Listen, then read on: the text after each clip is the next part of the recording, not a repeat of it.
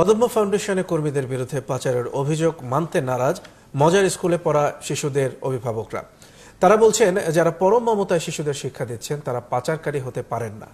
আর সমাজবিজ্ঞানীরা বলছেন, ভালো কাজে সহায়তা না দিয়ে আইনের প্যাচে হয়রানি করলে সমাজে ভালো কাজের উৎসাহ কমে যাবে। পারভেজ রেজার প্রতিবেদন।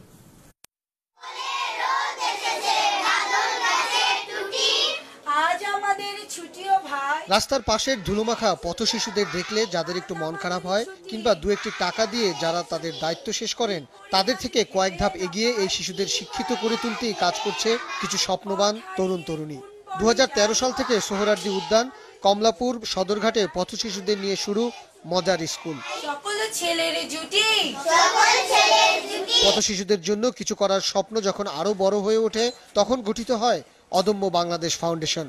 সমাজের অনেকের দানে ও অংশগ্রহণে তারা 10 পথ শিশুকে নিয়ে 52 নামে বনশ্রীতে আশ্রয় কেন্দ্র গড়ে তোলেন। চিলড্রেন হোমে যে টাকাটা আসে ওইটা হচ্ছে আমাদের ফিক্সড ডোনার থাকে, যেমন একটা ডোনার 4000 টাকা প্রতি মান্থলি। সেখানে 10টি শিশুকে খাওয়া দাওয়া সহ কম্পিউটার প্রশিক্ষণ দেওয়া হতো।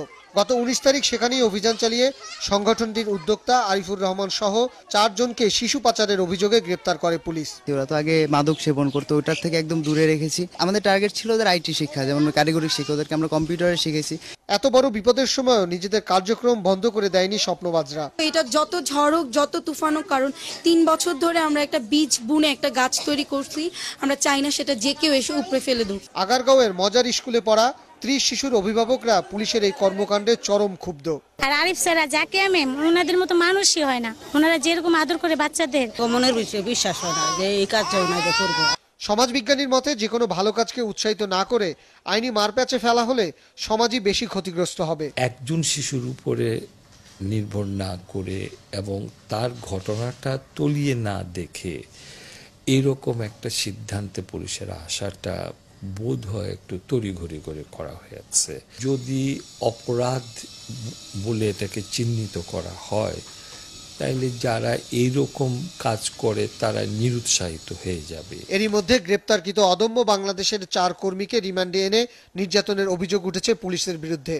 তদন্ত শেষ না করেই এই আটককৃতদের পাচারকারী ও তারা তাদের দোষ স্বীকার করেছে বলে ঢাকা মেট্রোপলিটন পুলিশের ফেসবুকে পোস্ট করা হয়েছিল।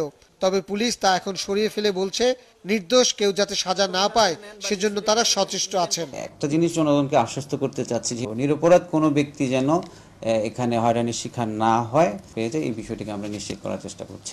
সংগঠনটির সাথে জড়িতরা বলছেন, এই ঘটনাটি তাদের জন্য বড় একটি ধাক্কা হলেও হাল ছাড়বেন না তারা।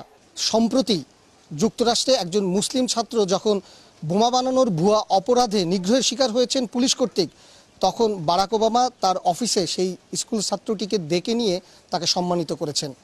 এখন দেখার বিষয়, আমরা এই ভালো মানুষগুলোর জন্য কতটুকু তাদের পাশে দাঁড়াতে পারি। পারভেজ রেজা, 71, ঢাকা।